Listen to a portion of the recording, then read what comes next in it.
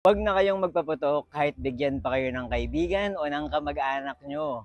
Nasa code white pa naman ngayon ng Pilipinas.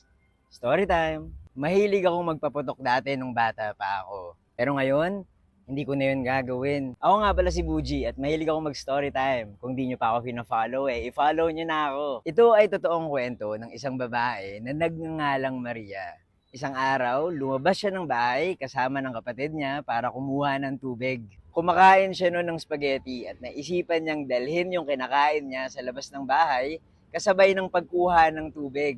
Pagkatapos ng ilang oras, dinala si Maria sa ospital. Sa hindi inaasahang pagkakataon, binawian siya ng buhay. Sabi sa reports, may naligaw na watusi sa spaghetti niya. Ano ba yung watusi? Ito ay isang maliit na paputok na usually kulay pula. Sikat to sa mga bata kasi mura lang at madaling gamitin. Maliit lang pero nakakalason. Ilang araw lang ang nakakalipas, merong isang bata, 4 years old, nakakain ng watusi. Dinala siya sa ospital at ngayon, hinahanap ng mga doktor kasi lumabas at hindi na siya makita. Sana buhay pa siya. Pero hindi lang watusi ang problema ng Pilipinas. Pati ibang mga paputok. Merong mga nasasabugan, nawawalan ng daliri, ng kamay, o kaya ng paa. Yung iba, hindi na nakakaligtas.